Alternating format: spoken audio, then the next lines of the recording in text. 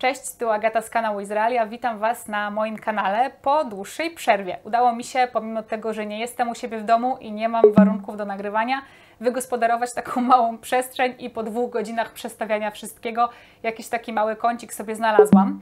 No i stwierdziłam, że skoro już wracam po dłuższej przerwie na kanał, to wrócę z takim gorącym tematem, bo jak wracać, to wracać z pompą i pogadamy sobie dzisiaj o nowym rządzie w Izraelu.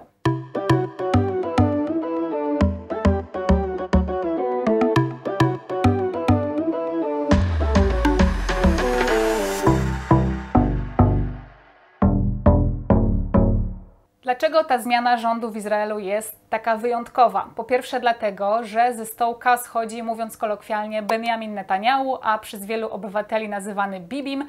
Bibi schodzi ze stołka po 12 latach nieprzerwanej władzy i po łącznie 15 latach tak naprawdę sprawowania tej władzy, bycia premierem Izraela.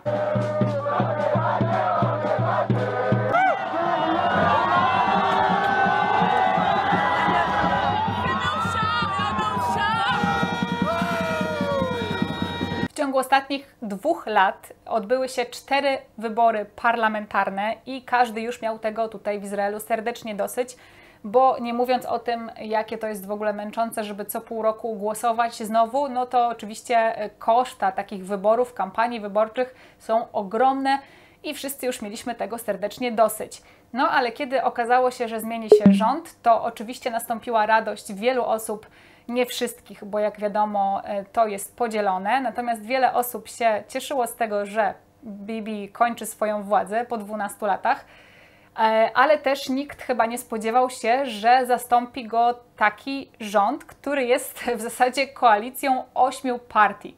No i tutaj to jest, słuchajcie, coś tak niespotykanego w ogóle nie tylko jak na Izrael, który jest oczywiście pokręconym strasznie krajem, ale jak na cały świat, dlatego że zastąpi nowym rządem Izraela jest koalicja 8 partii, która składa się ze wszystkich możliwych opcji politycznych. Prawica, lewica, centrum, religijni siedzą ze świeckimi, siedzą liberałowie z konserwatystami, siedzą socjaliści z kapitalistami i no właśnie wszystkie te słowa musiałam wymienić jakoś tak poprawnie, aż się zawiesiłam. No więc można się tutaj zastanawiać, jakim cudem oni w ogóle zdołali dojść do porozumienia. No i co jest chyba najważniejsze, to takie 2 kwestie. Po pierwsze ta, że pierwszy raz w historii Izraela w rządzie zasiadła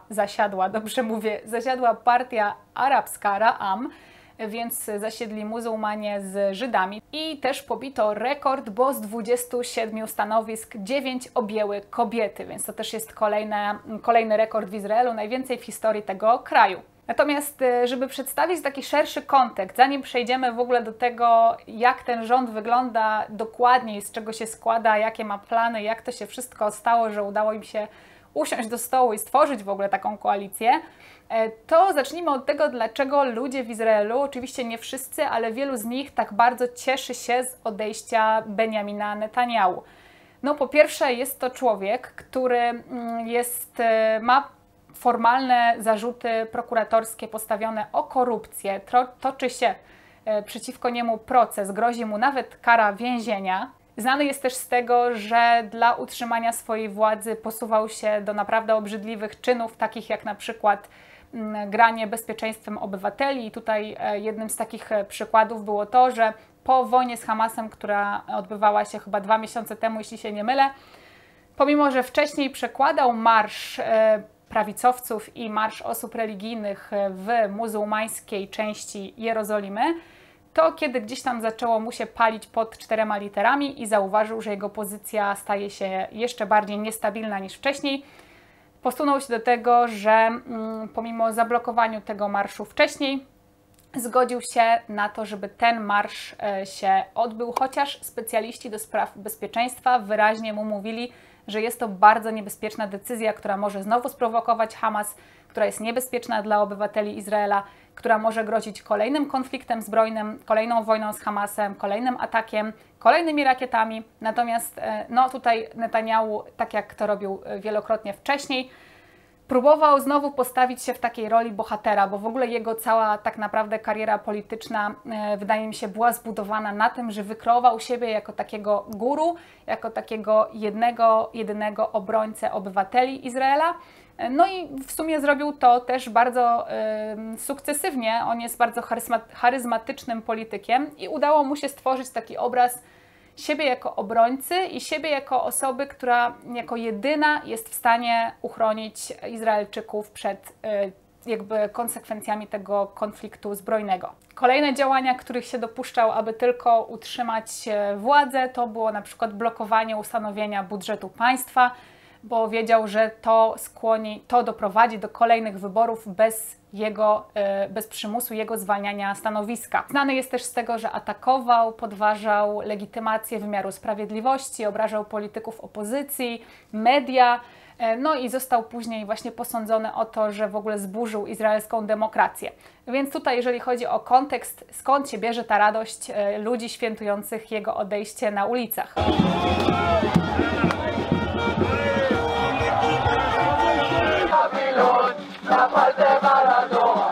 Jeżeli chodzi z kolei o sam nowy rząd, to poparcie dla niego wyraziło 60 deputowanych, 59 było przeciw i jedna osoba wstrzymała się od głosu. Więc jak widzicie, cała ta sytuacja rozgrywała się tak naprawdę o włos i wszystko mogło się diametralnie zmienić zależnie od jednej osoby. Posiedzenie Knesetu, czyli parlamentu izraelskiego, zaczęło się od przemówienia nowego premiera, Naftaliego Benneta i tutaj też jest ważne, żeby powiedzieć, że połowę kadencji premierem będzie właśnie Naftali Bennett z partii Yamina, czyli na prawo, a drugą połowę kadencji premierem będzie Yair Lapid, który jest już centrolewicowy, więc będą to stanowisko zajmować rotacyjnie. No i właśnie to posiedzenie zaczęło się od przemówienia tego premiera, który jako pierwszy zajmuje to stanowisko, czyli Naftaliego Benneta. Co ciekawe, było ono zagłuszane. Likud, czyli partia Bibiego Netanyahu, próbowała zakrzyczeć to przemówienie. Do tego zakrzyczania, do tych okrzyków przyłączyły się też partie religijne i partia religijny Syjonizm. Do tego stopnia to zachowanie było naganne, że musiała interweniować ochrona i nawet kilku polityków, z tego co się orientuję, zostało z sali wyprowadzonych. את חברת הכנסת וולדיגר, נא להוציא את חברת הכנסת גולן מהמליאה. נא להוציא אותה מהמליאה. תודה רבה. תודה רבה. Natomiast skomentował to Yair Lapid, który właśnie będzie premierem w drugiej połowie kadencji, mówiąc, że chciałem, by moja matka była dumna z demokracji. Teraz ona i wszyscy obywatele czują wstyd z powodu waszego zachowania. To przypomniało mi, dlaczego trzeba was zastąpić. Zresztą Lapid tak naprawdę był architektem tej koalicji, można by to tak nazwać. To on uformował ten nowy rząd, jest w ogóle liderem centrolewicowej partii Yesh Atid, czyli z hebrajskiego jest przyszłość. No i tutaj obaj panowie, zarówno Bennett, jak i Lapid, mają weto w takich najistotniejszych sprawach dla państwa, więc ci, którzy mówią, że rząd jest w tym momencie skrajnie nacjonalistyczny i taki bardzo, bardzo prawicowy, bo oczywiście taki jest sam Bennett, no to druga strona gdzieś tam mówi o tym, że ten Lapid będzie tego Bennetta balansował w jakiś sposób i Bennett nie będzie mógł po prostu sam podejmować decyzji, więc tutaj jest gdzieś tam nadzieja, że jednak ten rząd aż tak skrajnie nacjonalistyczny i prawicowy nie będzie. Trwają też prace nad taką ustawą, która miałaby limitować długość kadencji premiera do albo lat 8, albo do po prostu 2 kadencji.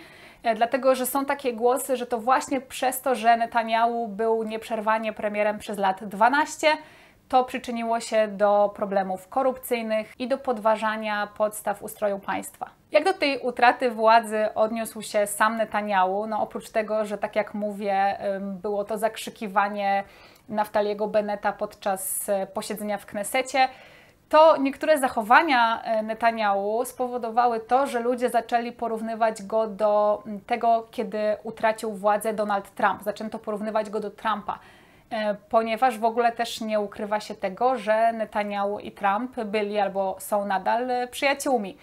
No i tutaj do takich zachowań można by było zaliczyć na przykład to, że Netanyahu w ogóle stwierdził, że oczywiście obali nowy rząd, że jeszcze wróci po władzę, że już kiedyś władzę utracił i ją odzyskał i tak samo będzie tym razem. We'll be back soon.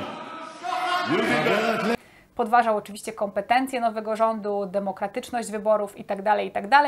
Zresztą tuż po ogłoszeniu wotum zaufania z powrotem wrócił na swoje krzesło premiera i musiał zostać odprowadzony na ławy opozycji. Także no, ciężko mu się pozbyć tych starych nawyków.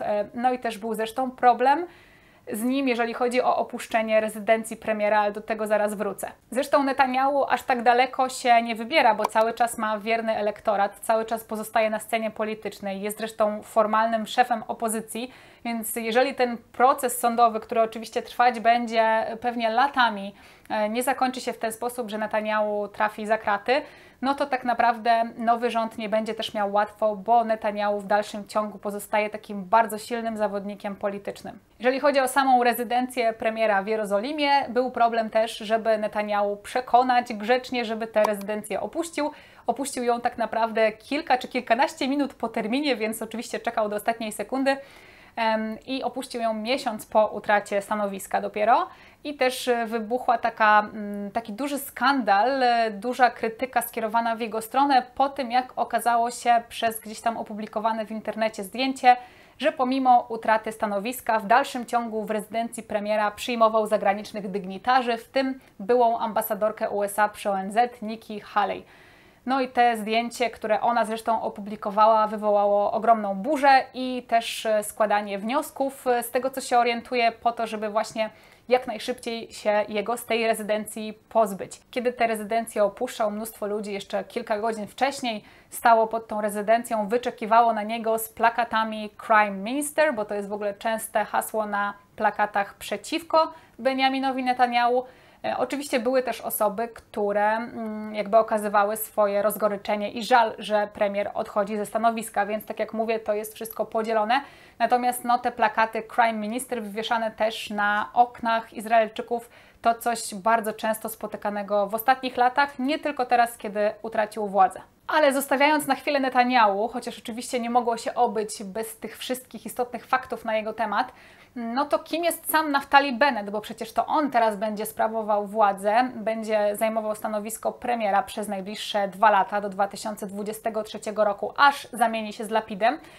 Jest to w ogóle pierwszy premier Izraela, który nosi kipę. Są też takie plotki, natomiast nie mam tutaj żadnych, nie jest to potwierdzone, że tę kipę zaczął nosić dopiero kiedy gdzieś tam zaczął być premierem, czy kiedy zobaczył, że ma szansę zostać premierem, po to, żeby gdzieś tam pokazać się w stronę osób religijnych. Czy to jest prawda, czy nie, nie mam pojęcia. Natomiast jego żona w ogóle, z tego co się orientuje, jest świecka z kolei. I też mówi się o tym, że Naftali Bennett jest skrajnym nacjonalistą, ale podobno jest pragmatykiem i te poglądy, które gdzieś tam głosi, jeżeli chodzi już o same akcje, działania, to aż tak jego działania nie są radykalne, jak to, co mówi i gdzieś tam wygłasza. No jak będzie, to się okaże. On też w polityce nie jest taki nowy, bo był ministrem edukacji, ministrem diaspory, ministrem obrony w ogóle w gabinecie Netanyahu, z tego co się orientuje. I też wiele osób nazywało go takim synem Netanyahu, takim trochę uczniem, który przerósł mistrza albo raczej go wykopał ze stanowiska. Też są takie głosy, że w sumie jakby chciał, to mógłby koalicję z Netanyahu utworzyć, ale no, nie chciał i w ogóle Netanyahu zraził do siebie całą scenę polityczną i pod koniec jego rządów już naprawdę większość osób nie chciała w ogóle za żadne skarby wchodzić z nim w układy. Bennett jest w ogóle milionerem i wzbogacił się przez otwarcie firmy informatycznej, którą potem sprzedał za grube miliony, o ile nie miliardy, już teraz nie pamiętam dokładnych kwot. W każdym razie no, jest też taką osobą, która nie jest, bo to też interesuje wiele osób, nie jest za rozwiązaniem dwupaństwowym, czyli nie chce powstania, no nie chce dwóch państw, palestyńskiego i izraelskiego. Zresztą zasłynął też z tego, że promował zasiedlanie przez Żydów zachodniego brzegu. No i tutaj jeżeli chodzi o Lapida z kolei, to Lapid, który jest centrolewicowy, jest za ustanowieniem rozwiązania dwupaństwowego, natomiast bez podziału Jerozolimy, czyli jakby Jerozolima zostaje po stronie Izraela.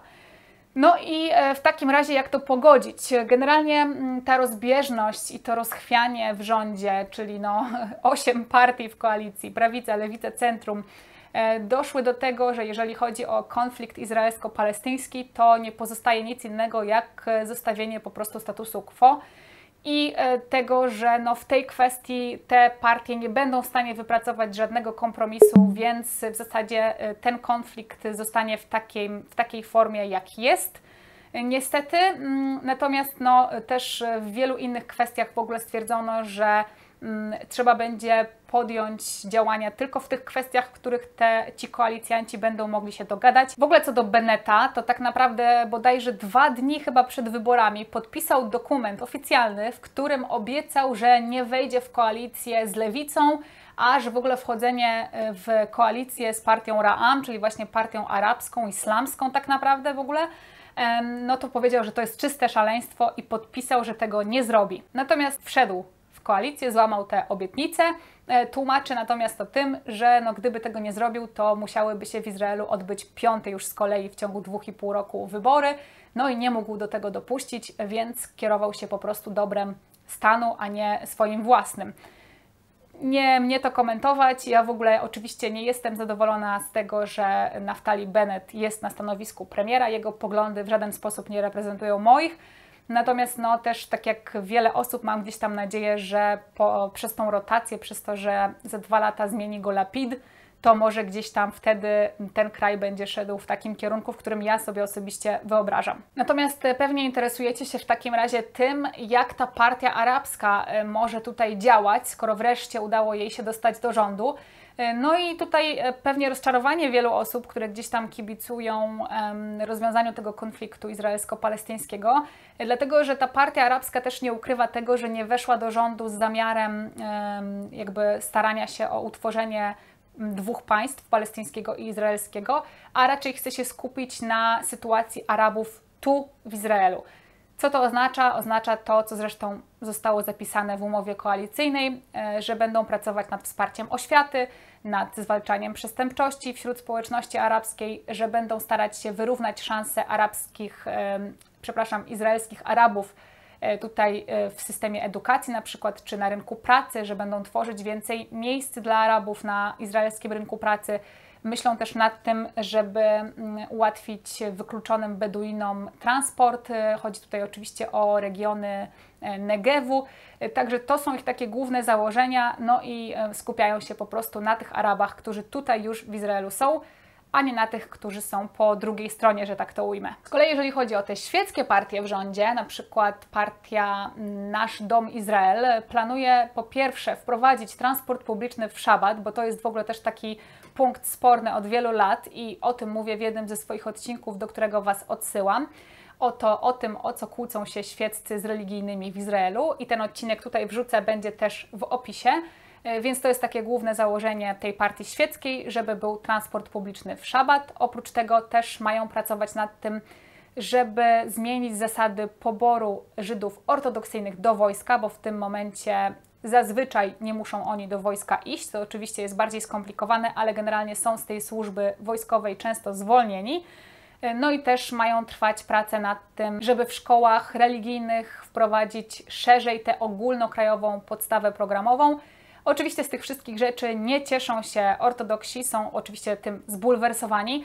I tutaj wtedy wchodzi Bennett, który gdzieś tam ich uspokaja i proponuje im inne rozwiązania na innych polach, żeby tę ich złość w jakiś sposób uspokoić. Bardzo dobry zresztą też cytat a propos Arabów Ośrodka Studiów Wschodnich. Miarą przesilenia jest to, że utworzenie gabinetu, w którym znajduje się 3 przedstawicieli społeczności arabskiej, w tym 2 ministrów i 1 wiceminister, następuje miesiąc po zamieszkach etnicznych w kraju. Ja myślę, że bardzo właśnie fajny cytat, bo po tym, co się ostatnio działo w Izraelu, to jest tym bardziej niesamowite, że w tak krótkim czasie, po tym, co się tutaj działo, do rządu po raz pierwszy w historii weszła partia arabska i ma teraz możliwość tak naprawdę jakichś prawdziwych działań. Co do też ostatnich wydarzeń w Izraelu, myślę, że nie związanych tak bezpośrednio z rządem, bo to jest decyzja Sądu Najwyższego, a nie rządu, natomiast zgodnie z tą decyzją rząd będzie musiał w ciągu 6 miesięcy ten plan zrealizować. Będzie możliwe korzystanie z usług surogatki w Izraelu dla par jednopłciowych. Lesbijki i geje będą mogli z takich usług w Izraelu korzystać legalnie. Zbliżając się powoli do końca, oczywiście takim dużym minusem tego nowego rządu jest to, że ta rozbieżność światopoglądowa na pewno będzie powodowała po pierwsze spowolnienie procesów decyzyjnych, po drugie też ograniczenie wprowadzonych zmian, bo tak jak mówię, są tematy, które po prostu będzie się ignorować i nad którymi nie będzie się pracować tylko dlatego, że te partie nie będą w stanie się ze sobą dogadać na tych płaszczyznach. No i takim też dużym minusem jest to, że tą większość, którą mają, jest to większość gdzieś tam pojedynczymi głosami czy pojedynczym głosem, więc będzie im bardzo ciężko jakieś takie prawdziwe zmiany wprowadzać, no i oczywiście Netanjahu na pewno się postara, żeby było im jeszcze ciężej.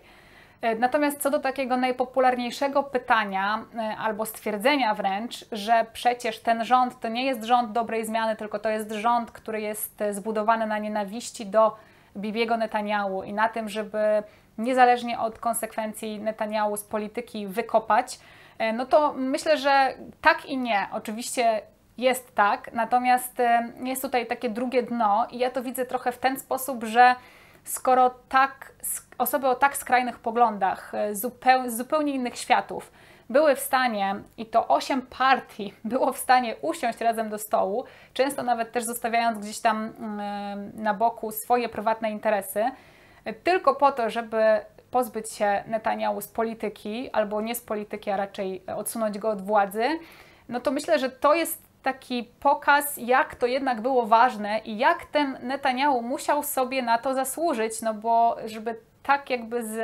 zniechęcić do siebie całą scenę polityczną i żeby tak skrajne poglądy się połączyły w całość i żeby, tak jak mówię, socjaliści z kapitalistami, konserwatyści z liberałami, religijni ze świeckimi, Żydzi z muzułmanami mogli usiąść razem i stworzyć rząd, to myślę, że to nie jest tylko dowód nienawiści do Netanjahu, a raczej tego, jak bardzo potrzebowaliśmy tej zmiany i jak bardzo ona była niezbędna i wyczekana i że naprawdę już byliśmy zdolni zrobić wszystko, byle tylko jakby ratować kraj przed nim, bo tak wiele osób uważa, że trzeba było po prostu ratować przed nim kraj. Wiele osób mówi o tym, że ratujemy teraz Izrael z rąk niebezpiecznego człowieka, który mówi się nawet o tym, że dla władzy sprzedałby własne dzieci.